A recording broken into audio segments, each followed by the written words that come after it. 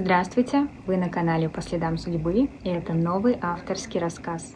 Не забудь подписаться на канал и поставить лайк, чтобы не пропустить новые видео. Владелец дорогого ресторана выгнал повариху при всей кухне, приказав выбросить суп, который она варила для голодных стариков. А через несколько часов его умирающая мать впервые за много дней открыла глаза и попросила именно этот суп. Ноябрьский вечер тонул в мокром снегу. Машины шипели по проспекту, прохожие прятали лица в воротники, а ресторан «Белый клен» сиял на углу старинного здания так, будто жил в другом мире. За огромными окнами было тепло, дорого и спокойно. Белые скатерти, хрусталь, официанты с натянутыми улыбками, запах сливочного соуса, вина и свежих цветов. Снаружи город мерз, внутри люди выбирали между палтусом и телячьими щечками. Арсений Лавров вышел из черного автомобиля и посмотрел на вывеску. «Белый клен» был его первым рестораном. Когда-то он стоял здесь почти без денег, а мать, Вера Павловна, приносила ему термос с домашним супом и говорила: «Сеня, кухня — это сердце. Если сердце теплое, люди сами придут». Тогда он смеялся. Ему казалось, ресторан держится не на сердце, а на расчете, дисциплине и наценке. Теперь у него было 7 ресторанов, дом за городом, квартира в центре и мать, которая лежала в спальне на 2-м этаже и почти не ела. Последнюю неделю она отворачивалась от любой еды и шептала: «Не то. Все не то. Пустое».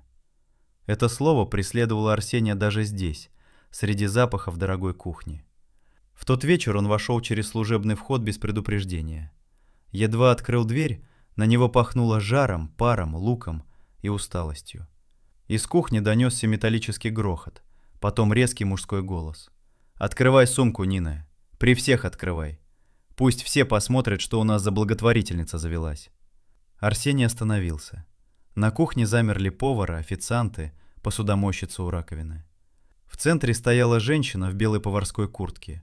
Куртка чистая, но старая, с потертыми манжетами. Женщине было около 40. Худое лицо, серые глаза, волосы под косынкой, руки красные от воды и ожогов.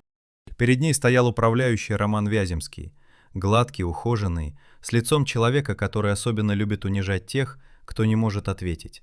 «Там мои вещи», — тихо сказала Нина. «Вот и покажешь свои вещи, раз они такие честные», — усмехнулся Роман. «Что здесь происходит?» — спросил Арсений. Кухня сразу стихла. Роман обернулся, на секунду побледнел, потом быстро улыбнулся. «Арсений Викторович, неприятная ситуация. Повар горячего цеха Соколова Нина Павловна поймана на выносе продуктов». Нина подняла глаза. «Это неправда». Голос у нее был низкий, усталый, но не испуганный. Это Арсению почему-то не понравилось.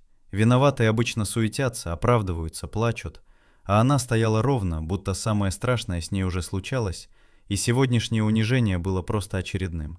«Что в сумке?» – спросил он. Нина молча поставила сумку на стол. Роман вытащил старый термос, завернутые в пакет носки, дешевые таблетки и тетрадь в клеенчатой обложке. На обложке детской рукой было написано: «Мамины супы». «Смотрите-ка, рецептики ведем», — сказал Роман. Нина резко протянула руку. «Не трогайте». «А что такое, ценная вещь?» Он раскрыл тетрадь. На стол выпали листы с пятнами жира и пометками. Деду Мише без перца, Лизе поменьше соли. Если кашляет, добавить лук.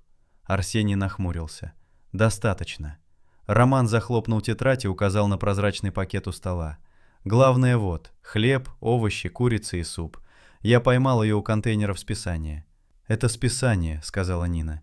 «Это продукты ресторана. Их все равно выбросят. Не тебе решать, кухарка». При слове «кухарка» старший повар тяжело выдохнул. Арсений спросил: «Сколько времени вы выносите еду?» Нина помолчала. «Почти с первой недели». По кухне прошел шорох. Роман вскинул подбородок. «Вот, видите?» «Для себя?» — спросил Арсений. «Нет». «Для продажи?» «Нет». «Тогда для кого?» Нина опустила глаза. «Для людей». Роман рассмеялся. «Какая широкая формулировка. Может, нам теперь всем продукты домой носить? Тоже для людей». «Каких людей?» — спросил Арсений. Нина ответила не сразу. «Старик есть один, бывший учитель. У него пенсию украли, а сын квартиру отобрал. Девочка с матерью живут возле теплотрассы. Мужчина после пожара. 2 бабушки, которым пенсии хватает только на лекарства. Еще мальчишка приходит. Я не спрашиваю, откуда. Если спрашивать, убежит. «Почти кино», — процедил Роман. Нина повернулась к нему. «А вы не бойтесь, Роман Андреевич. Про вашу жену я им не рассказываю». Лицо управляющего изменилось. «Что?» «Про то, как ваш водитель по пятницам забирает коробки с мясом и вином через черный ход». Кухня замерла снова. Роман побагровел. «Да ты совсем с ума сошла!» «Нет, просто устала молчать». Арсений медленно посмотрел на управляющего. «Это правда?» «Конечно нет, она защищается. Вы же знаете, как это бывает с такими людьми. Сегодня суп для бомжей, завтра ложь, послезавтра нож в спину. С такими людьми». Эта фраза неприятно царапнула слух, но Арсений все равно повернулся к Нине. «Вы понимаете, что нарушили правила?» «Да». «Понимаете, что ресторан может отвечать, если кто-то отравится этой едой?» «Да». «Понимаете, что за такое увольняют?» «Да». «Тогда почему продолжали?» Она посмотрела ему прямо в глаза. «Потому что я знаю, как это – ждать до утра и думать только об одном. Проснешься ты от голода или уже нет?» Никто не пошевелился. Внутри Арсения дрогнула старая память. Маленькая кухня в коммуналке, мать режет последнюю картофелину на тонкие ломтики, чтобы суп оказалось больше, а себе наливает почти один бульон. Он резко отогнал это воспоминание. Бедность была тем, что он победил. Победил, значит, имел право не возвращаться. «Правила существуют не просто так», — сказал он холодно. Нина кивнула. «Я знаю. Снимайте форму». Пожилая посудомойщица тихо всхлипнула. Старший повар попытался возразить. «Арсений Викторович, нельзя ее так. Она кухню держит. Супы у нее. Люди за ними возвращаются». «Хотите уйти следом?» – спросил Арсений. Повар замолчал. Нина медленно развязала фартук, сняла куртку. Под ней оказался тонкий серый свитер, заштопанный на локте. Без формы она вдруг стала не нарушительницей, а просто усталой женщиной, которую при всех заставили вывернуть сумку и теперь выгоняли в мокрую ноябрьскую ночь. «Зарплату за отработанные дни получите через бухгалтерию», — сказал Арсений. Роман быстро вставил. «С удержанием за ущерб». «Без удержания», — отрезал Арсений. Нина собрала термос, таблетки, носки и тетрадь. Когда она взяла тетрадь, пальцы у нее дрогнули. «Пакет оставьте», — сказал Роман. Нина замерла. «Там суп. Я вижу. Его ждут. Пусть ждут. Сегодня благотворительная кухня закрыта». Она повернулась к Арсению. Впервые за все время в ее взгляде появилась просьба. Не за себя. За контейнер с супом. За хлеб. За людей, которые, возможно, уже стояли где-то в темноте. «Можно я заберу хотя бы это?» Арсений молчал. Он мог разрешить. Ресторан не обеднел бы от списанных продуктов. Но за его спиной стояла кухня. Управляющий, правила, дисциплина и репутация человека, который не дает слабину. «Нет», — сказал он. Нина опустила глаза. Поняла. Она поставила пакет обратно так бережно, будто внутри была не еда, а чья-то последняя надежда. Через 10 минут она вышла через служебную дверь. Старое темное пальто с оторванной пуговицей, грубые ботинки, перемотанные изолентой, короткий детский шарф с выцветшими звездами. Тетрадь она прижимала к груди под пальто, будто боялась, что и ее отнимут. Роман стоял у выхода. «Пропуск оставь и больше у ресторана не появляйся. Ни у входа, ни у мусорных баков». Нина ничего не ответила. Просто открыла дверь. С улицы ворвался холод. Мокрый снег закружился в желтом свете лампы, и дверь закрылась за ней мягко, почти виновата. Кухня ожила не сразу. Роман начал говорить про камеры, накладные и дисциплину, но Арсений слушал плохо. Через маленькое окно он увидел, как Нина остановилась у мусорных контейнеров. Один из работников уже вынес туда тот самый пакет. Она постояла под снегом, оглянулась, подняла крышку и достала еду. «Вот видите, даже из мусора тащит. Привычка», — сказал Роман. Арсений медленно повернулся к нему. «У вас очень странное представление о победе, Роман Андреевич». Потом вышел в зал. Ресторан продолжал жить, как ни в чем не бывало. Гости смеялись, поднимали бокалы, фотографировали десерты. Женщина в бриллиантовом колье жаловалась на слишком густой соус. Мужчина за соседним столом рассказывал, что бедные сами виноваты в своей бедности. Официант улыбался ему так, будто услышал мудрость. Раньше Арсений гордился этим залом. Теперь все почему-то казалось пустым. Ближе к полуночи он сел в машину, но не успел назвать адрес. Позвонила Людмила, домработница. «Арсений Викторович, простите, что поздно. Вера Павловна опять не ела». Он закрыл глаза. Совсем. 2 ложки бульона, потом отвернулась. Доктор сказал, завтра придется ставить капельницу. Она спит? Нет, все шепчет. Что? Дайте мне суп. Арсений открыл глаза. Какой суп? Не знаю, я спросила. Она сказала, тот, который пахнет домом. И еще, как у той женщины, у которой руки добрые. В машине стало тихо. Перед глазами Арсения снова возникла Нина. Старое пальто, детский шарф, тетрадь мамины супы, пакет, вытащенный из мусора. «Что делать?» — спросила Людмила. Он посмотрел на освещенный ресторан, потом на темные дворы за ним. «Ничего, я скоро перезвоню». Он сбросил вызов. Водитель спросил: «Домой?» Арсений хотел сказать «да». К матери, к врачу, к стерильной спальне, где пахло лекарствами и дорогим бельем. Но вместо этого произнес: «За ресторан, в старые кварталы». Машина свернула в узкий переулок. Начались облупленные фасады, темные арки, подъезды, где пахло сыростью, кошками и дешевой жареной картошкой. Здесь город был другим, не тем, что ел утку под соусом из красного вина. Этот город считал мелочь в кармане и знал цену горячей миски супа. У старого кирпичного дома Арсений увидел людей. Они стояли возле полуподвала. Старик в огромной шапке, женщина с девочкой, худой мужчина в куртке не по размеру, две бабушки, прижавшиеся друг к другу. Никто не шумел, не просил, не толкался. Они просто ждали. Ждали так, как ждут не подачку, а спасение. «Останови», — сказал Арсений. Он вышел. Дорогие ботинки сразу провалились в грязный снег. Люди обернулись. Чужой, богатый, не отсюда. Из мутного подвального окна пробивался желтый свет. И пахло супом. Не ресторанным, не украшенным зеленью, а простым куриным супом с картошкой, морковью и лавровым листом. Таким теплым и знакомым, что у Арсения перехватило дыхание. Так пахло в его детстве. Так пахла кухня, когда мать варила еду из ничего. Дверь открылась. На пороге появилась Нина в старом фартуке. Волосы выбились из косынки, на щеке белела полоска муки, в руках она держала кастрюлю. «Дед Миша, вам без перца. Лизе побольше картошки. Тетя Зоя, не ругайтесь, всем хватит». Потом она подняла глаза и увидела Арсения. Кастрюля в ее руках чуть дрогнула. Люди у двери замолчали. За ее спиной в тесном полуподвале за длинным старым столом сидели те, кому она несла суп. Старики, бездомные, женщина с ребенком, мальчишка в куртке не по размеру. На стене висела маленькая икона, рядом детский рисунок солнца. На плите кипела вторая кастрюля, на подоконнике лежали куски хлеба из ресторанного списания. Нина первой нарушила молчание. «Вы за едой приехали? Так я уже все раздала». Арсений хотел ответить, но слова застряли в горле. Из глубины полуподвала раздался старческий голос. «Ниночка, доченька, налей еще ложечку. От твоего супа душа не болит». Арсений побледнел. Именно так говорила его мать, когда он был маленьким. А потом девочка лет 7, сидевшая с ложкой в руке, посмотрела на него и сказала: «Дяденька, не забирайте тетю Нину. Если она уйдет, нам опять будет нечего есть». И вот тогда Арсений Лавров, человек, привыкший считать деньги, риски, доли и убытки, впервые за много лет не смог сосчитать самого главного. Сколько стоит одна миска супа, если она удерживает человека на этом свете? Арсений стоял у входа в полуподвал и впервые за много лет не знал, что сказать. Обычно слова у него находились сразу, точные, холодные, короткие. Слова приказа, после которых люди замолкали, подписывали бумаги, соглашались или уходили.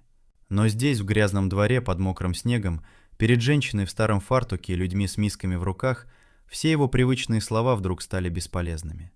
Нина стояла на пороге, держа кастрюлю обеими руками. Пар поднимался к ее лицу, делая его мягче, но глаза оставались настороженными.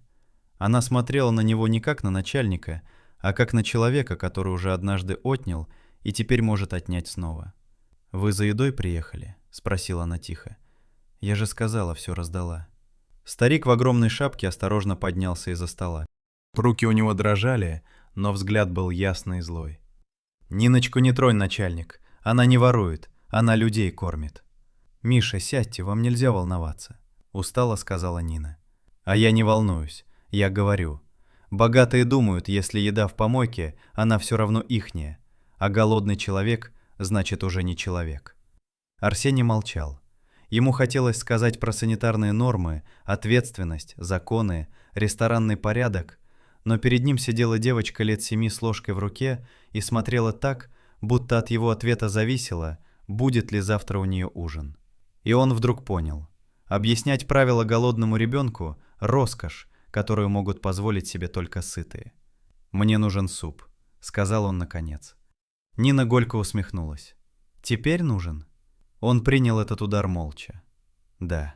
«Для кого?» Он посмотрел на ее руки с ожогами, на старый фартук, на тетрадь, торчащую из кармана пальто у двери, и впервые за вечер сказал правду без привычной брони. «Для моей матери». Нина не ответила сразу. Настороженность в ее глазах стала глубже. «Она больна?» «Да». «Сильно?» «Да».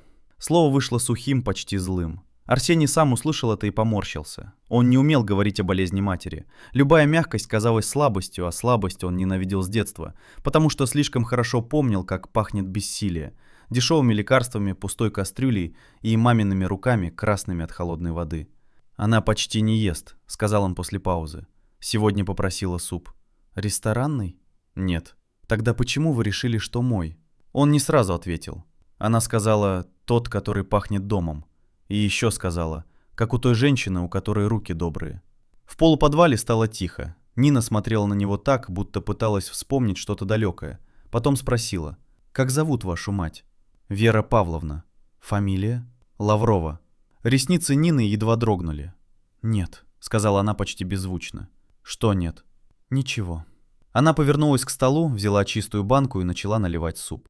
Движения были быстрые, привычные, будто руки уже приняли решение раньше, чем она сама согласилась. «Нина, себе оставь хоть немного», — проворчала бабушка у стола. «Мне хватит, тетя Зоя». «Врешь, у тебя самой руки трясутся». «Это от пара. От голода это». Нина сделала вид, что не услышала. Арсений услышал. Она налила суп в банку, добавила курицу, картошку, морковь, немного бульона, завернула все в старое полотенце и газету. «Дорога долгая?»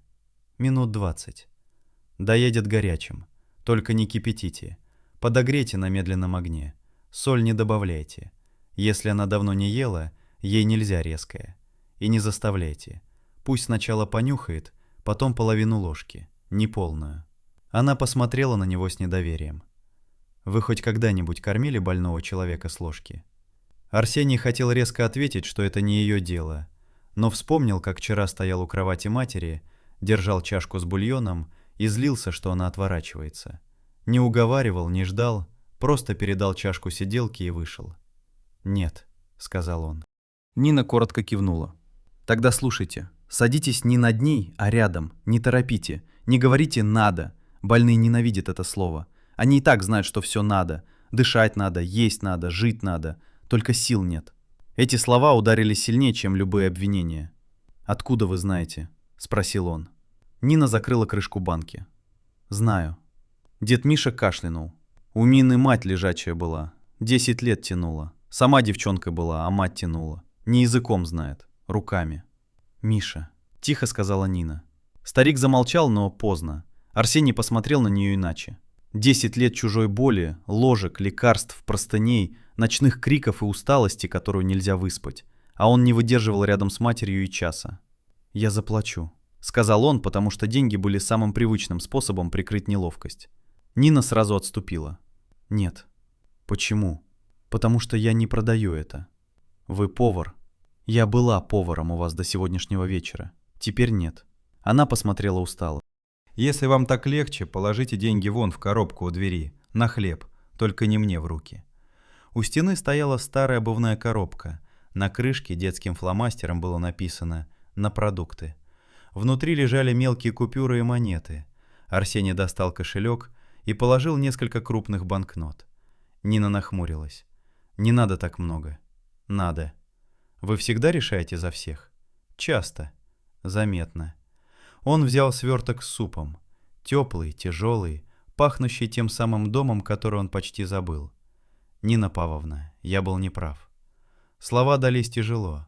Признать ошибку перед ней, перед дедом Мишей, перед девочкой с ложкой и перед самим собой было почти физически больно. Нина долго молчала. «Нет», — сказала она наконец, — «вы были не неправы, вы были сыты». Он не нашелся, что ответить. Она закрыла дверь полуподвала не резко, не обиженно, просто закрыла. И желтый свет стал мутным пятном за стеклом. Арсений вернулся в машину со свертком в руках. Водитель посмотрел в зеркало, но ничего не спросил. Хороший водитель тем и отличается от плохого, что умеет молчать, когда человек держит в руках не просто банку супа, а что-то гораздо тяжелее. Дорога до дома заняла 22 минуты. Машина шла по ночному городу мимо закрытых магазинов, мокрых светофоров, аптек с зелеными крестами, остановок, где люди переминались с ноги на ногу. Город жил своей обычной жизнью, а Арсению казалось, что он везет домой последнюю возможность попросить прощения. В его доме за городом пахло иначе: дорогим деревом, чистящими средствами, лекарствами и лавандовым кондиционером для белья. Большой холл встретил его тишиной, слишком правильной и слишком вымытой. Все было красиво, все было дорого и все было пустое. Людмила выбежала из кухни. «Арсений Викторович, Вера Павловна не спит. Я уже хотела врачу звонить. Плиту включите, маленькую кастрюлю, медленный огонь». Она увидела сверток. «Это что?» «Суп». По лицу Арсения она поняла, что вопросов лучше не задавать. На кухне он сам развернул полотенце и газету. Банка была еще теплой. Когда крышка открылась, запах поднялся над дорогой мраморной столешницей так просто и властно, что вся эта огромная кухня вдруг показалась лишней. Людмила замерла. Господи, как в детстве. «Подогрейте, не кипятить, соли не добавлять». Пока суп грелся, Арсений стоял рядом и следил, будто от этого зависела операция на сердце. Ничего особенного. Картошка, морковь, курица, лук, лавровый лист. Никаких дорогих продуктов, никаких секретных специй. И все же запах был таким, что у него сжалось горло. На втором этаже у кровати Веры Павловны горел маленький ночник. Она лежала на высоких подушках, тонкая, бледная, почти прозрачная. Когда-то мать была сильной, громкой, быстрой. Могла одной рукой мешать тесто, другой гладить Арсения по голове, ругаться с отцом и смеяться так, что соседи стучали в стену. Теперь от той женщины остались сухие руки на одеяле, седые волосы и глаза, которые то узнавали сына, то смотрели сквозь него. Сиделка поднялась с кресла. Она не спала, все шептала: «Оставьте нас». Арсений сел не над матерью, как обычно, а рядом, так, как сказала Нина. Поставил миску на тумбочку, взял ложку. Рука вдруг показалась неловкой, большой, чужой. «Мам, я привез суп». Вера Павловна не повернулась. Он поднес миску ближе, чтобы запах дошел до нее. Не заставлял, не говорил «надо», просто держал. Несколько секунд ничего не происходило. Потом ее веки дрогнули. Она медленно повернула голову, глаза открылись. И в них впервые за много дней появилось что-то похожее на жизнь. «Сеня?» – прошептала она. Арсений почувствовал, как кто-то резко сжал его сердце. Она давно не называла его так. Все больше «вы», «мальчик», иногда именем отца. А сейчас «Сеня», как в детстве. «Да, мам, я здесь. Пахнет суп. Не твой». Он почему-то улыбнулся. Не мой. Ее. Ложка замерла в его руке. Чей? Вера Павловна не ответила. Она смотрела на миску так, будто видела не суп, а открытую дверь туда, где давно никого не было. «Попробуешь?» Она едва кивнула. Арсений набрал половину ложки, поднес к ее губам. Она проглотила. Он ждал. Секунда, другая, третья. Мать закрыла глаза, и по ее щеке скатилась слеза. «Мам, тебе плохо?» Она покачала головой. «Домой хочу». Эти два слова оказались страшнее всех диагнозов. «Ты дома, мам?» «Нет, это не дом. Это музей». Арсений замолчал. Он сам выбрал для нее этот дом. Лучший район, охрана, просторная спальня, медицинская кровать, дорогие шторы. Думал, что дает ей все, о чем бедная женщина могла мечтать. А она называла это музеем. «Еще?» – спросил он, потому что не знал, как ответить. Она кивнула. Он дал вторую ложку, потом третью. Очень медленно. Каждая ложка казалась маленькой победой и маленьким обвинением. Потому что какая-то уволенная повариха в старом пальто знала, как кормить его мать, а он, родной сын, Не знал. После 5-й ложки Вера Павловна открыла глаза. Где она? Кто? Девочка. С руками добрыми. Она суп варила. Арсений напрягся. Ты ее знаешь? Мать нахмурилась, будто пыталась удержать мысль. Не знаю. Знаю. Она не должна была там быть. Где? У черного входа. Арсений замер. Мам, когда ты ее видела? Вера Павловна дышала чаще, но глаза все еще были живыми. Людочка возила к врачу. Я ждала в машине. Она вышла из кухни. С пакетом. Я сказала Людочке: останови. Арсений повернулся к двери. Людмила стояла в коридоре, не выдержав и приоткрыв дверь. На лице было виноватое выражение.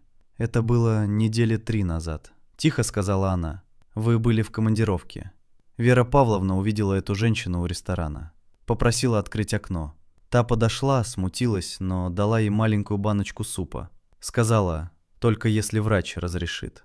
Вера Павловна тогда впервые за день поела. Я хотела вам сказать, но потом... Простите». Арсений смотрел на нее так, что Людмила побледнела.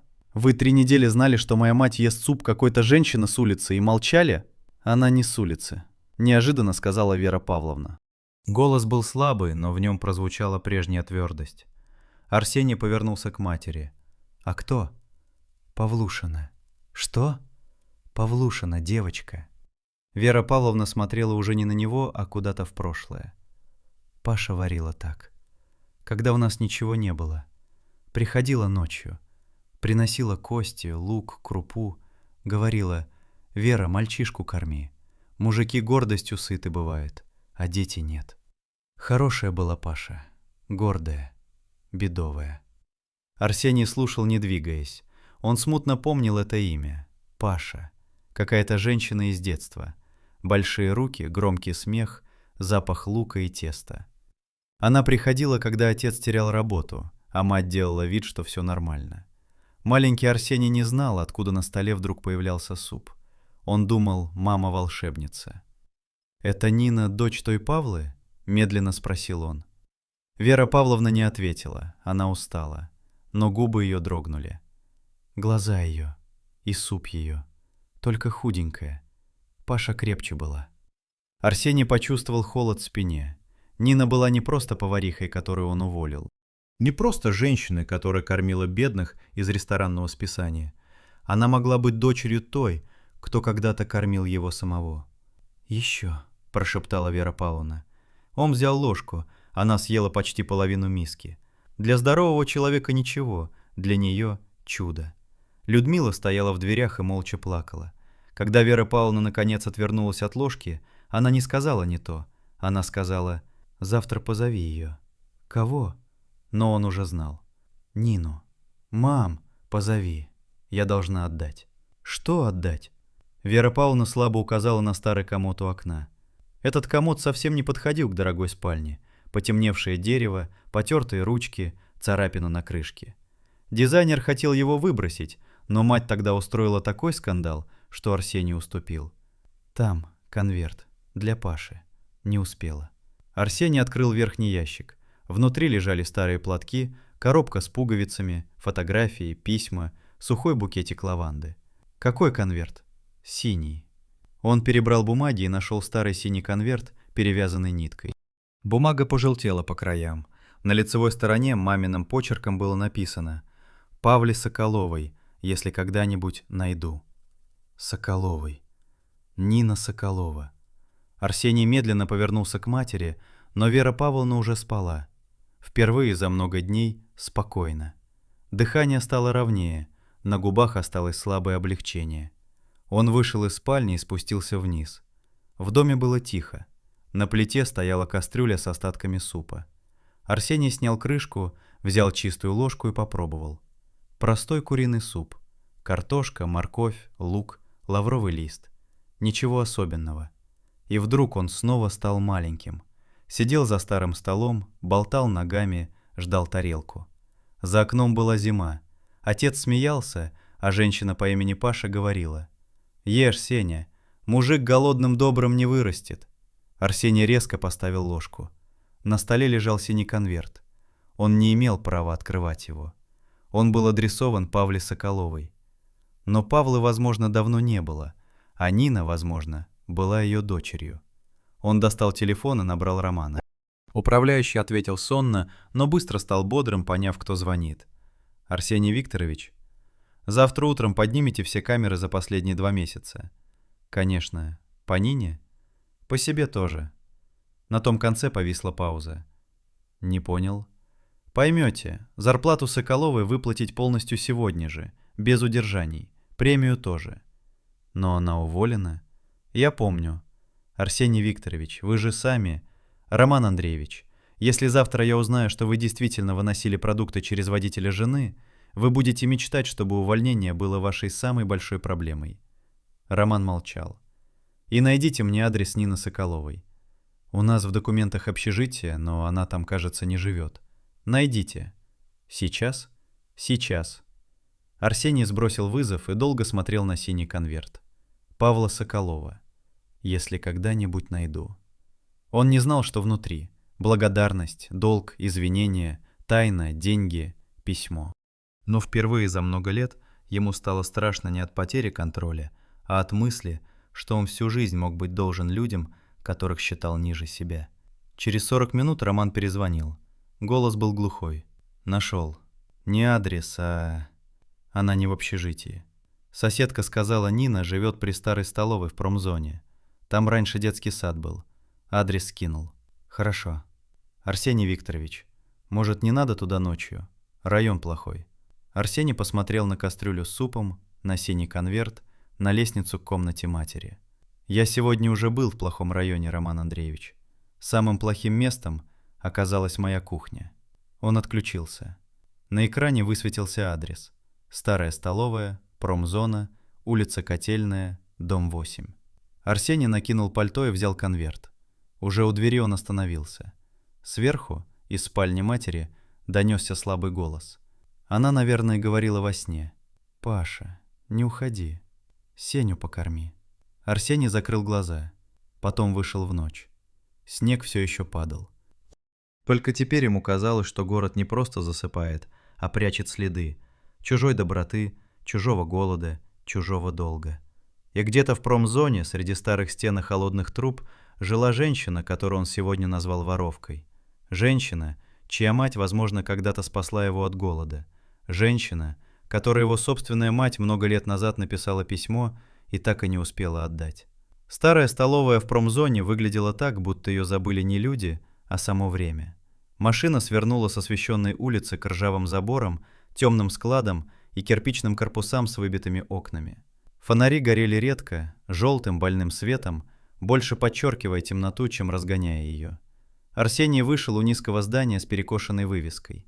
От старых букв осталась только «Оловая номер 6», а ниже висела фанерная табличка «Горячее питание». Краска потекла, но слова еще читались. В одном окне почти у земли дрожал слабый оранжевый свет. Арсений постучал. Сначала было тихо, потом за дверью послышались осторожные шаги. «Кто?» – спросил старческий голос. «Мне нужна Нина Павловна». «А вы кто такой?» Арсений на секунду задумался. Владелец ресторана, человек, который выгнал ее в ночь, сын женщины, спасенной ее супом. Арсений Лавров.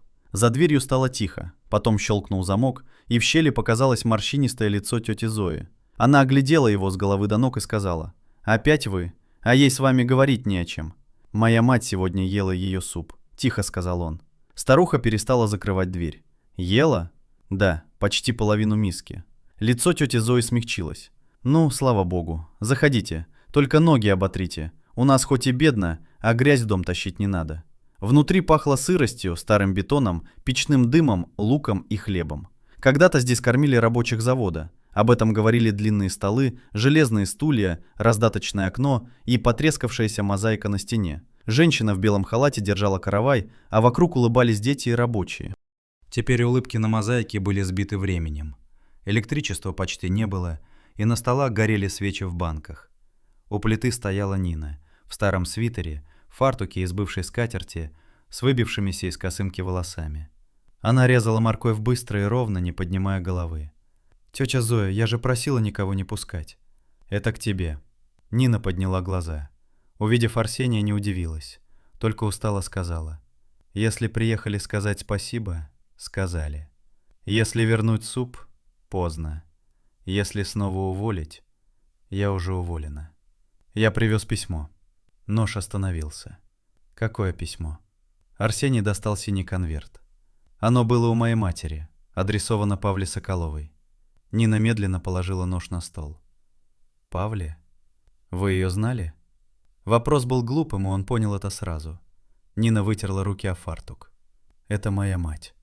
В столовой стало так тихо, что было слышно, как в кастрюле лопаются пузырьки кипящей воды. Вера Павловна сказала, что ваша мать когда-то помогала нам, произнес Арсений. Нина коротко усмехнулась. Мама многим помогала. Обычно тем, кто потом делал вид, что ничего не было. Он принял этот удар молча. «Павлы Соколовой нет уже 12 лет», — сказала она. Я не знал. Конечно. Одно слово, а горечи в нем было больше, чем в длинной обиде. Нина не взяла конверт сразу. Смотрела на него, будто он мог обжечь. «Зачем вы его привезли?» Мать просила отдать. Поздно. Да. Вы сегодня вообще часто опаздываете, Арсений Викторович? Сначала с совестью, теперь с письмом. Он опустил глаза. Раньше за такие слова он выставил бы человека за дверь. Но здесь, в старой столовой, выставлять было некого. Это он был чужим. «Моя мать хочет вас видеть», — сказал он. Нина тихо рассмеялась без радости. «А я сегодня хотела просто донести людям суп. Не получилось». «Я понимаю». «Нет, не понимаете. Вы думаете, понять — это услышать историю и кивнуть. А понять — это стоять в очереди за бесплатным хлебом и делать вид, что не голоден, потому что рядом ребенок. Понять — это мыть лежачую мать в тазике, потому что горячую воду отключили, а она плачет от стыда, и ты смеешься, чтобы ей не было страшно. Понять — это похоронить человека, который всю жизнь кормил других, а на поминке иметь только чай и батон». Она отвернулась к плите, помешала суп и уже тише добавила. Мама работала здесь. Сначала поваром, потом заведующей. Когда завод начал умирать, столовую закрыли, а она осталась. Варила для тех, кто приходил. Кто картошку принесет, кто банку огурцов, кто просто спасибо. Я росла здесь, между кастрюлями и мешками с крупой. Мама говорила: «Нина, еда — это не товар. Товаром она становится потом. Сначала это способ сказать человеку «живи». Арсений посмотрел на старые стены, свечи в банках, потрескавшуюся мозаику и вдруг понял. В этом холодном месте было больше дома, чем в его огромном особняке. «А потом?» – спросил он. Нина пожала плечами. «Потом мама заболела. Я училась на повара, мечтала работать в красивом ресторане, белые тарелки украшать. Учебу бросила. 10 лет тянула ее. Ложки, лекарства, простыни, ночные крики. Иногда злилась так, что сама себя ненавидела. А мама говорила: болезнь – это тоже голод, только голод по прежней себе». Арсений вспомнил Веру Павловну на подушках и ее слова: «Домой хочу». «Я тоже злюсь», – вдруг сказал он. Нина посмотрела прямо. «На мать?» Он кивнул. Сказать это было стыдно, но он сказал: «Да». Она не осудила, только устало вздохнула. «Все злятся, просто не все признаются». «Я плохой сын?» Нина долго смотрела на него. «Вы голодный сын». «В смысле?» «Вас с детства, видно, кормили, но не докормили. Есть люди, которые всю жизнь едят, покупают, строят, доказывают, а внутри все равно пустая тарелка. Вы из таких». Арсений отвернулся. В его кабинете эти слова звучали бы как оскорбление. Здесь – как диагноз. Нина, наконец, взяла синий конверт, прочитала надпись, и пальцы у нее побелели. «Это почерк вашей матери. У нас была открытка от нее. Мама хранила ее в банке из-под чая и говорила, что Вера не забыла. Я ей не верила». Она развязала нитку. Внутри было письмо и старая фотография. Фотография упала на стол. На ней стояли две молодые женщины возле этой самой столовой. Одна полная, смеющаяся, с толстой косой и руками в муке. Другая тонкая, светлая, с маленьким мальчиком на руках. Арсений узнал мать и себя. Мальчик на фото держал кусок хлеба и смотрел не в объектив, а на женщину с косой. На Павлу. Нина развернула письмо и начала читать вслух. «Пашенька, если это письмо когда-нибудь дойдет до тебя, значит, я наконец нашла смелость сказать то, что должна была сказать давно.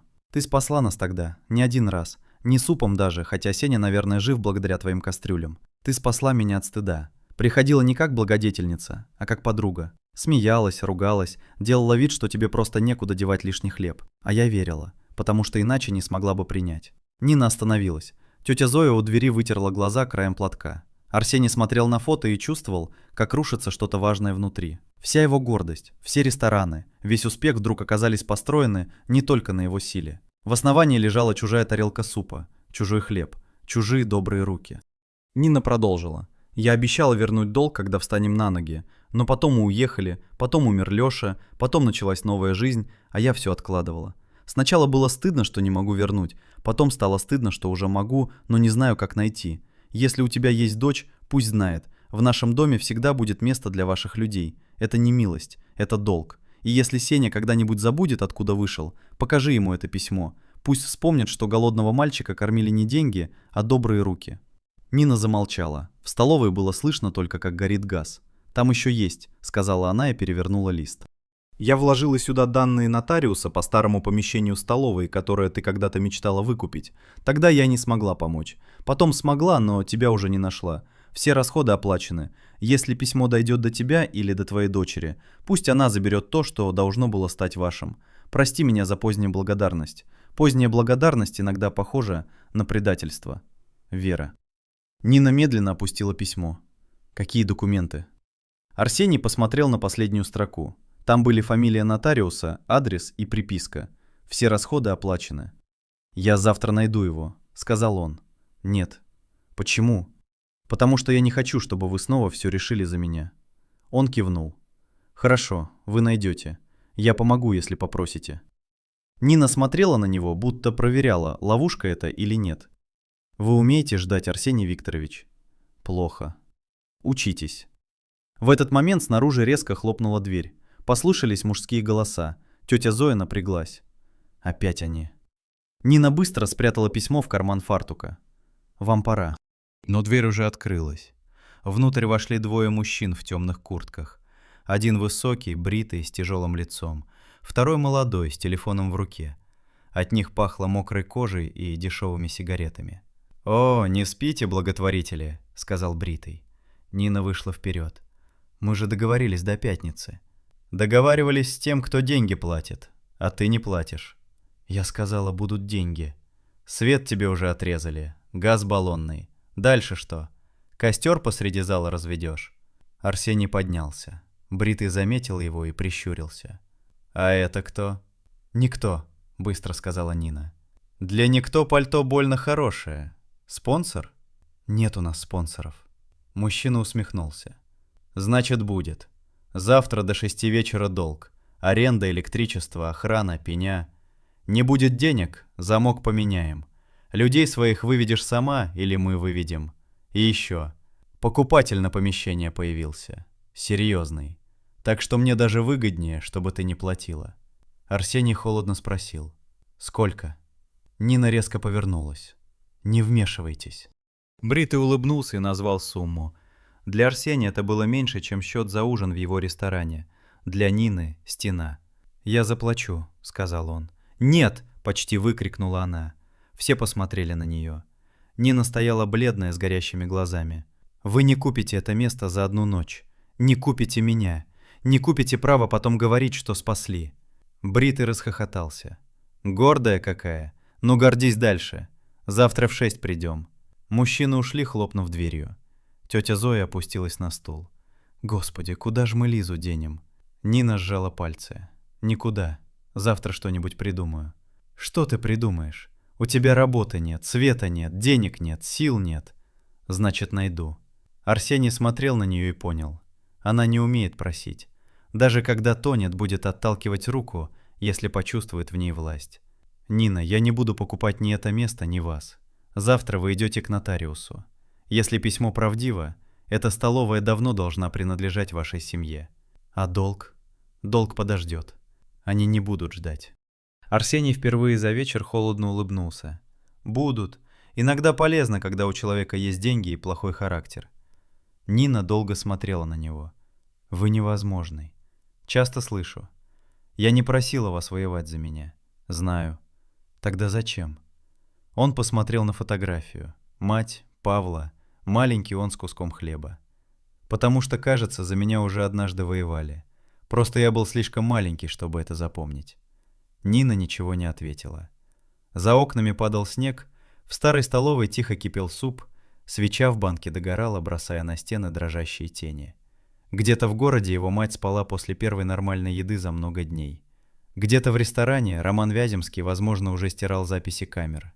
Где-то за дверью люди считали чужую бедность удобной возможностью. А здесь стояла женщина в старом фартуке, которая не хотела быть спасенной. И именно поэтому Арсению впервые захотелось не приказать, не купить и не решить, а остаться рядом достаточно долго, чтобы она поверила. Он пришел не за властью. Он пришел вернуть долг. Утро пришло серым, тяжелым, без обещания света. Снег за ночь не укрыл город, а только испачкал его сильнее. Нина почти не спала. Она сидела в старой столовой за длинным столом, перед ней лежали письмо Веры Павловны, фотография, синий конверт и тетрадь мамины супы. Свеча давно догорела, каша на плите остыла, тетя Зоя дремала у окна, укутавшись платком. Арсений сидел напротив и молчал. Для него это было почти подвигом. Обычно он говорил первым, решал быстро и не терпел чужих пауз. Но Нина велела ждать до утра. И он ждал.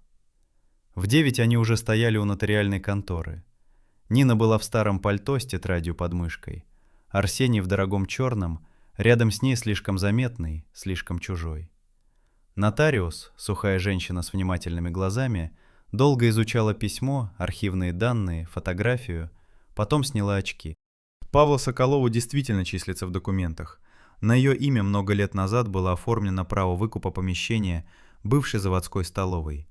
Расходы внесла Вера Павловна Лаврова. Завершить оформление не смогли, потому что Павлу не нашли. Нина побледнела. То есть? Если вы подтвердите родство, помещение может перейти вам. Но это не за один день. Нужны справки, архив, заявление, проверка. Арсений увидел, как в глазах Нины на секунду вспыхнула надежда и тут же погасла. Она уже научилась не верить тому, что нельзя потрогать руками. «А до проверки нас могут выгнать?» — спросила она. Нотариус помолчала. «Если есть спор по помещению, я могу подготовить уведомление. Оно не решит все сразу, но даст основание приостановить выселение». Нина кивнула. «Готовьте». Арсений хотел сказать, что оплатит все, но Нина даже не посмотрела на него. «Сколько?» — спросила она сама. Нотариус назвала сумму. Нина молча достала из сумки старый кошелек. Там были мелкие купюры, сложенные вчетверо. Арсений сжал челюсти, но промолчал. Выйдя на улицу, Нина остановилась у ступеней. «Они придут в 6. До 6 надо успеть». «Успеем», — сказал Арсений. «Вы опять говорите так, будто мир вам подчиняется». Он не подчиняется, но иногда боится документов. Она хотела ответить, но у Арсения зазвонил телефон. Начальник охраны ресторана говорил быстро и зло. «Арсений Викторович, с камерами проблема. Почти все за последние недели удалено. Доступ был у Вяземского. Сохранились только обрывки. Несколько коробок через черный вход и сегодняшняя встреча Романа с бритым мужчиной у ресторана. Этого мало». Арсений медленно посмотрел на Нину. Она все услышала. «Он подчистил?» — спросила она. «Почти». «Конечно, Роман Андреевич всегда сначала улыбается, потом стирает следы». «Есть хоть что-то еще?» — спросил Арсений в телефон. «Нужны накладные, а в системе все красиво. Списания оформлены как порча, бой, возврат поставщику». Нина вдруг тихо сказала. «Не все». Арсений повернулся к ней. Она прижала к себе тетрадь. «Поехали в столовую». В старой столовой было тревожно. Дед Миша сидел у окна, тетя Зоя перебирала хлеб, Лиза рисовала на обороте старого меню дом с трубой и солнцем, хотя солнца за окном не было. Нина вошла быстро, прошла к шкафу у раздаточного окна и достала оттуда жестяную коробку из-под печенья. Внутри лежали чеки, мятые листки, копии списаний, маленькая флешка и несколько фотографий, распечатанных на дешевой бумаге. Арсений смотрел молча. Нина сказала: «Я не просто рецепты записывала. Я записывала все. Даты, продукты, кто выносил, какие коробки, во сколько. Сначала думала, что пригодится, если меня обвинят. Потом поняла, что все равно никто не поверит поварихе. Почему не сказали вчера? А вы бы поверили? Он не ответил, потому что ответ был очевиден. Нет. Вчера он поверил бы Роману, форме, должности и гладкой улыбке. Не ей. Нина вытащила фотографию. У черного входа ресторана мужчина грузил коробки в багажник машины. На следующий Роман стоял рядом, курил и смотрел по сторонам. Это снимал мальчишка, которого я кормила. Он хотел телефон продать, а я попросила сначала переслать фото. Думала, когда-нибудь понадобится. Тетя Зоя перекрестилась. «Нинка, ты чего молчала? Потому что если бы я полезла, меня бы выкинули раньше. А людей кто кормил бы?» Арсений взял один лист. Аккуратный почерк, даты, пометки. Пятница, 22:40, коробки с мясом. Вино, 6 бутылок, водитель жены. Списали как бой. Нину снова проверяли у выхода. Это была не просто тетрадь. Это была ее защита, которую она носила под видом рецептов. Он тихо сказал: «Вы все это сохранили». Я бедная, Арсений Викторович, не глупая. В 5:30 во двор въехала темная машина. Потом вторая. На ступенях появилась Нина. Арсений вышел рядом, но чуть позади, как обещал. Бритый мужчина поднялся первым, за ним шел Роман Вяземский. Лицо у Романа было нервное, но он все еще пытался улыбаться. «Нина Павловна, ну что за спектакль? Собирайте вещи. Помещение переходит под нового арендатора». «Кому?» – спросила Нина. «Не ваше дело». «Мое, потому что помещение, возможно, принадлежит моей семье». Роман рассмеялся. «Вчера воровали суп, сегодня уже наследница. Быстро растете». Нина побледнела, но не отступила. «А вы вчера называли меня воровкой, хотя сами месяцами выносили продукты». Улыбка Романа дернулась. «Осторожнее с клеветой». Арсений вынул телефон. «Роман Андреевич, камеры частично восстановлены». Роман мгновенно понял, что попал, но быстро взял себя в руки. «Частично, не доказательство. На видео можно увидеть что угодно. Коробки могли быть возвратом поставщику». Бритый усмехнулся. «Слышали?» — человек объяснил. «А теперь отошли от двери». Он сделал шаг к Нине. И тогда она сама подняла тетрадь. Не Арсений, не охрана. Она. «А это тоже возврат поставщику?» — спросила она. «Здесь даты, списания, фамилии, номера машин. Здесь фото, здесь чеки. Здесь копии накладных, которые Роман Андреевич забывал забирать из мусора, потому что считал меня слишком тупой, чтобы читать». Во дворе стало тихо. Роман изменился в лице. «Отдай». Он рванулся к ней так быстро, что тетя Зоя вскрикнула. Арсений шагнул вперед, но Нина уже отступила к двери, а из столовой вышел дед Миша с тяжелой кочергой в руке. «Не тронь, гаденыш! Я старый, мне терять нечего». За ним стали остальные.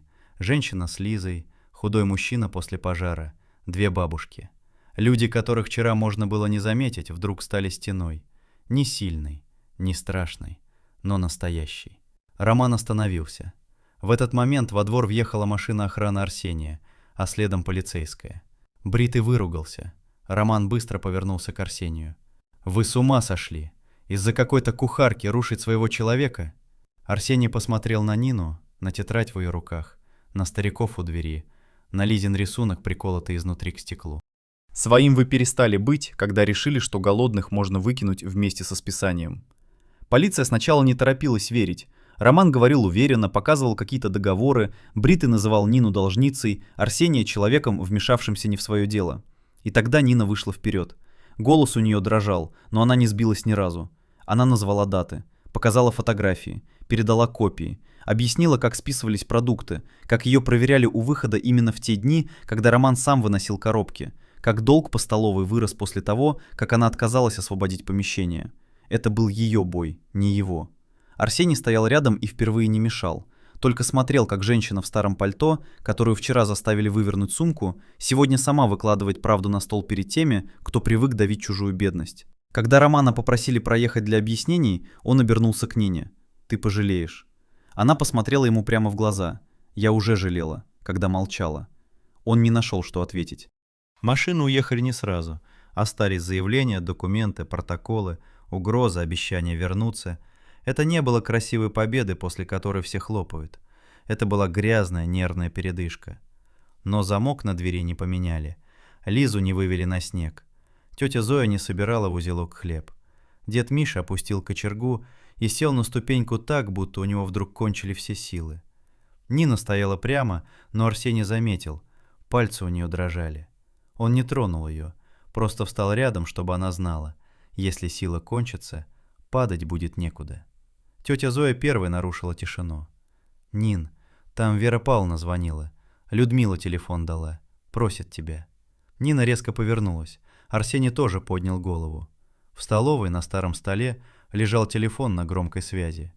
Из динамика донесся слабый дрожащий голос. «Пашенька?» Нина замерла. Арсений хотел объяснить, что это не Павла, но Нина подняла руку, останавливая его. Она наклонилась к телефону и тихо сказала: «Нет, Вера Павловна, это Нина, Павлушина дочь». В трубке повисла тишина. Потом Вера Павловна заплакала. Не громко, не навзрыд, а так, как плачут люди, которые слишком долго держали в себе одно слово. «Прости», — прошептала она, — «я опоздала». Нина закрыла глаза. Она ждала вас. До последнего? До последнего. «Приезжай», — попросила Вера Павловна. «Сегодня. Я должна сказать тебе не по телефону». Нина посмотрела на Арсения. В ее глазах был страх. Не перед ним, перед тем, что прошлое сейчас откроется до конца. «Хорошо», — сказала она. «Я приеду». Связь оборвалась. В столовой никто не говорил. Даже Лиза перестала рисовать. Арсений смотрел на Нину и понимал. Романа можно остановить. Документы можно восстановить. Долг можно закрыть. Но то, что ждало их в комнате Веры Павловны, было тяжелее любой бумаги.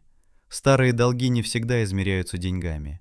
Иногда они измеряются годами молчания, чужим голодом и одним словом, которое не успели сказать вовремя. К дому Арсения Нина ехала молча. Она сидела на заднем сиденье, прижимая к груди тетрадь «Мамины супы» и синий конверт, будто боялась, что если отпустит, все снова окажется ошибкой. За окном тянулся серый город, мокрые остановки, люди с пакетами, витрины, снег, превращенный машинами в грязную кашу. Арсений сидел рядом и тоже молчал. Раньше он заполнил бы эту тишину объяснениями, обещаниями, деловыми словами. Теперь понимал, не всякая тишина требует, чтобы ее срочно закрывали. Иногда человек молчит, потому что внутри у него рушится целая жизнь. У ворот загородного дома Нина напряглась. Дом был большой, светлый, с ровной дорожкой, охраной, стеклянными дверями и аккуратными туями вдоль забора. Все в нем говорило о порядке, деньгах и чужой уверенности. Нина посмотрела на свои старые ботинки, перемотанные у подошвы изолентой, и тихо сказала: «Я здесь все испачкаю». Арсений вспомнил, как вчера она стояла у ресторанной кухни, а Роман требовал оставить пакет с супом. «Не страшно», — ответил он. «Страшно», — сказала Нина, — «просто не вам». Он не стал спорить. В доме пахло лекарствами, дорогим деревом и лавандовым бельем. Людмила встретила их у лестницы с красными от слез глазами. Увидев Нину, она вдруг неловко поклонилась, будто перед ней была не уволенная повариха, а человек, перед которым все в этом доме успели провиниться. «Она ждет», — сказала Людмила. Нина поднялась на второй этаж медленно. У двери спальни остановилась. «Если она снова назовет меня Павлой...» «Она больна», — тихо сказал Арсений. «Я знаю, поэтому и страшно. Больные иногда говорят правду чище здоровых». В комнате было полутемно. Вера Павловна лежала на подушках, маленькая, прозрачная, почти невесомая. Но глаза у нее были открыты, живые, тревожные.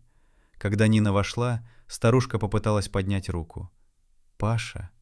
Нина подошла ближе, села рядом, как сама вчера учила Арсения, не сверху, а рядом. «Нет, Вера Павловна, я Нина, Павлушина дочь». Вера Павловна смотрела на нее долго, будто лицо Нины было дверью в прошлое. Потом губы ее дрогнули. Глаза ее, только худенькая. Нина попыталась улыбнуться, не получилось. «Мама крепче была, гордая была», — прошептала Вера Павловна, — «и добрая. Это редко вместе бывает. Обычно добрых ломают, а гордые черствеют. А она нет. Она кормила и ругалась, ругалась и кормила». Нина опустила глаза. Она вас ждала. Вера Павловна закрыла веки. По щеке покатилась слеза. «Я знаю». До последнего ждала. Говорила: «Вера не такая, Вера вернется». А я злилась. Говорила: не вернется. Люди, если уходят в богатую жизнь, назад не смотрят. Арсений стоял у двери и почувствовал, как эти слова ударили не только мать, но и его. Потому что Нина говорила о Вере, а попадала в него. Вера Павловна с трудом повернула голову к сыну. «Сеня, выйди». Он вздрогнул. «Мам, выйди. Я должна ей сказать без тебя». Арсений хотел возразить, но Нина даже не посмотрела на него. Она просто сидела рядом с больной женщиной и держала ее тонкую руку. Он вышел в коридор и закрыл дверь. Впервые в собственном доме он оказался лишним. Ни хозяином, ни сыном, ни человеком, который все решает. Просто тем, кто должен ждать. За дверью голоса звучали тихо. Иногда Вера Павловна говорила долго, сбиваясь и кашляя. Иногда Нина отвечала односложно. Потом он услышал плач. Негромкий. Две женщины плакали так, будто оплакивали не только Павлу, но и все годы, которые уже нельзя вернуть.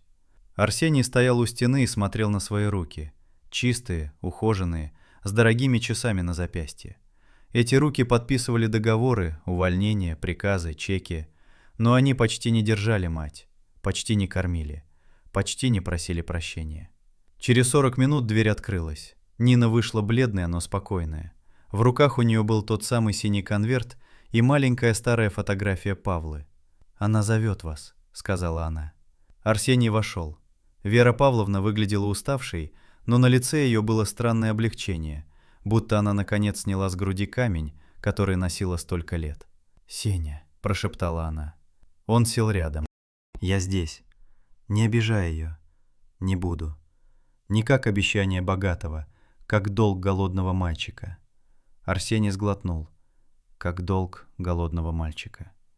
Вера Павловна слабо улыбнулась. «Вот теперь похож на моего сына». Он накрыл ее руку своей. «Мам, почему ты не нашла Павлу раньше?» Она долго молчала. Стыдно было. Сначала бедная была. Стыдно, что нечем вернуть. Потом богатая стала. Стыдно, что поздно. Стыд, Сеня. Он хуже бедности. Бедность толкает к людям, а стыд от них прячет. Он молчал. «Не прячься», — сказала она. «Поздно? Пока живой, не поздно». В тот вечер Нина осталась в доме только потому, что Вера Павловна попросила еще супа. Не ради Арсения, не ради денег. Ради женщины, которая всю жизнь несла в себе чужую благодарность и опоздала с ней. Нина сама прошла на кухню, нашла кастрюлю, попросила Людмилу дать картошку, морковь, лук и курицу. Дорогая мраморная кухня снова показалась лишней, когда на плите закипел простой бульон. Арсений стоял в дверях. «Можно помочь?» Нина не обернулась. «Картошку чистить умеете?» «Плохо.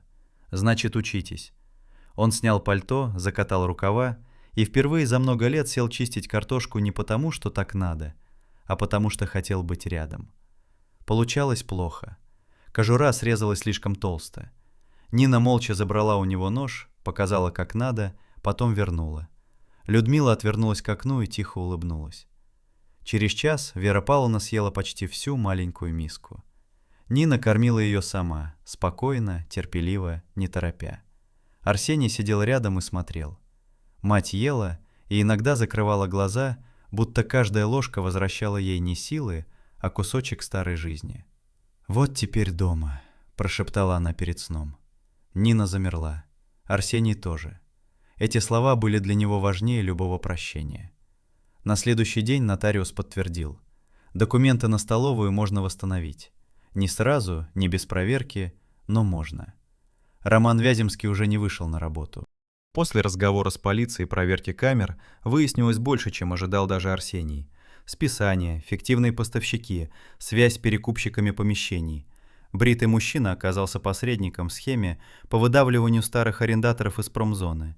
История тянулась грязная, длинная, с договорами, угрозами и чужими подписями. Но главное было сделано. Столовую не закрыли, людей не выгнали. Нина впервые за долгое время вошла туда утром не как временная хозяйка на чужих правах, а как человек, которому вернули хотя бы часть украденной жизни. Тетя Зоя плакала у раздаточного окна. Дед Миша принес старую табличку, которую когда-то снял со стены. Столовая, номер 6. Лиза нарисовала новый рисунок. Большой дом, из трубы идет дым, а рядом стоит женщина с кастрюлей. «Это вы», — сказала она Нине. «Я не такая большая», — ответила Нина. «Такая», — упрямо сказала девочка. Арсений приехал ближе к вечеру. Ни с охраной, ни с юристами, ни с желанием командовать. Он привез мешки картошки, крупу, лекарства для Лизы и коробку новых кастрюль. Поставил все у двери и хотел уйти, как Нина когда-то велела. Без благодарности, без громких жестов. Но тетя Зоя заметила его первой. «Эй, голодный сын, куда пошел?» Арсений остановился. Нина, услышав это, впервые тихо рассмеялась. Смех был короткий, осторожный, будто она сама удивилась, что еще умеет. «Заходите», — сказала она. «Картошку чистить будете?» Так в старой столовой появился странный человек в дорогом пальто, который по вечерам сидел у окна и чистил овощи слишком толсто, но старательно. Сначала люди косились на него, потом привыкли. Дед Миша учил его резать хлеб по-человечески, а не как в ресторане, где кусок прозрачный. Лиза однажды нарисовала его рядом с Ниной, но без лица. «Почему без лица?» — спросил он. «Я еще не решила, хороший вы или нет», — честно ответила девочка. Арсений не обиделся. Раньше бы обиделся. Теперь понял, доверие не выдают авансом. Его варят долго, как хороший бульон. Через месяц в Белом Клене изменилось меню. Не для гостей, для кухни. Каждый вечер все, что раньше уходило в списание, теперь аккуратно сортировали, охлаждали, упаковывали и передавали в столовую. Официально, с документами, санитарными нормами и отдельной машиной. Арсений сам подписал приказ, а потом долго смотрел на первую строку. Еда, пригодная к употреблению, не подлежит уничтожению при наличии возможности передать ее нуждающимся. Сухая формулировка, но за ней стояли Нинины руки, мамин суп, Павлина столовая и его собственный стыд. Сотрудники сначала шептались, потом привыкли. Василий Петрович, старший повар, однажды сказал: «Вот теперь кухня похожа на кухню». А через неделю у служебного входа появилась новая табличка. «Если вам нужна горячая еда, обратитесь к администратору, вас не выгонят». Арсений долго смотрел на нее. Потом позвал охранника и сказал: «Если кто-то посмеет выгнать голодного человека от этой двери, уйдет сам». Охранник кивнул и понял, что это некрасивая фраза. Вера Павловна прожила еще 43 дня. Недолго. Но эти 43 дня были другими. Нина приезжала почти каждый вечер. Иногда с супом, иногда с кашей, иногда просто с тетрадью Павлы. Вера Павловна рассказывала ей о матери. Как Павла смеялась, как ругалась, как однажды принесла им целую кастрюлю борща и сказала, что случайно сварила на полк армии. Нина слушала и впервые собирала свою мать не только из болезни и усталости, но и из молодости, силы, смеха. Арсений тоже слушал. Иногда Вера Павловна путала времена и называла Нину Павлой. Нина уже не поправляла, просто брала ее за руку и говорила: «Я здесь». В последний вечер Вера Павловна попросила поставить возле кровати не лекарство, а миску супа. «Пусть пахнет домом», — сказала она. Ночью она ушла тихо, без крика, без страха, с рукой сына в одной ладони и Нининой рукой в другой. На похоронах было много людей. Деловые партнеры Арсения, соседи, сотрудники ресторана. Но у могилы ближе всех стояли те, кого раньше никто бы не пригласил. Тетя Зоя, дед Миша, женщина с Лизой, худой мужчина после пожара, мальчишка в куртке не по размеру. Они принесли недорогие венки, а маленький сверток с хлебом, испеченным утром в столовой. Нина положила его на край могилы и тихо сказала: «Теперь не поздно». Арсений услышал. После похорон он долго стоял у машины, не решаясь подойти к Нине. Она сама подошла первой. «Ваша мать успела», — сказала она. «А я?» Нина посмотрела на него внимательно. «Вы начали». Это было не прощение, но уже не приговор. Весной столовая открылась официально.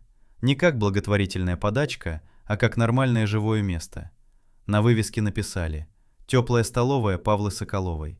Внутри покрасили стены, починили окна, провели свет. Но старую мозаику оставили. Нина настояла. «Пусть помнит», — сказала она. В первый день пришло столько людей, что кастрюль едва хватило. Были старики, рабочие, одинокие матери, студенты, сотрудники Белого Клена, Людмила, Василий Петрович и даже несколько гостей ресторана, которые узнали историю и захотели помочь. Арсений стоял у раздачи в простом фартуке и наливал суп. Нина следила, чтобы он не переливал мимо тарелок. «Медленнее», — говорила она. «Я стараюсь. Старание в суп не положишь». «А что положишь?» Она посмотрела на него и впервые улыбнулась спокойно. «Терпение». К вечеру, когда последние люди ушли, Нина села у окна. Арсений поставил перед ней миску супа. «Вы сегодня сами почти не ели». Она удивленно посмотрела на него. «Заметили?»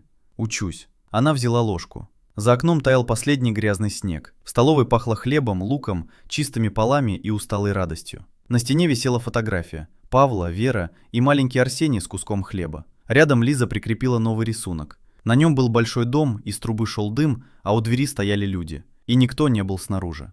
Арсений посмотрел на рисунок и тихо сказал: «Мама говорила, кухня — это сердце». Нина кивнула. Правильно говорила. А если сердце долго было холодным? Она помешала суп, подумала и ответила: «Значит, надо поставить его на медленный огонь. Не кипятить, просто греть каждый день». Арсений улыбнулся. Не деловой улыбкой, не ресторанной, не той, которой закрывают слабость. Настоящий. «Я попробую». Нина посмотрела на него. «Попробуйте. Только не ждите, что сразу получится». Он кивнул. За окнами темнело. В старой столовой горел теплый свет. В кастрюлях остывал суп, который завтра снова будут греть. И где-то там, в памяти двух семей, наконец перестал болеть старый долг. Потому что долг, отданный деньгами, закрывает бумагу, а долг, отданный теплом, иногда открывает дом. В тот вечер Арсений впервые за много лет ушел не в ресторан, не в кабинет, не в пустой дорогой дом. Он остался помогать мыть посуду. Нина молча поставила перед ним таз, тряпку и гору тарелок. «Справитесь?» — спросила она. Арсений посмотрел на тарелки, потом на нее. «Если что, научите». Она усмехнулась. «Научу, только предупреждаю, здесь за плохую работу не увольняют». «А что делают?» «Дают еще одну тарелку, пока не получится». Он взял первую тарелку. Вода была горячей, руки быстро покраснели, спина заныла. Нина рядом вытирала ложки. Тетя Зоя ворчала у плиты. Лиза смеялась над дедом Мишей, который пытался украсть лишний кусок хлеба. Было шумно, тесно, просто. И почему-то именно здесь Арсений впервые понял, что такое дом. Ни стены, ни охрана, ни дорогая мебель. Дом — это место, где тебя учат мыть тарелку заново, если ты сделал плохо, но не выгоняют за дверь голодным.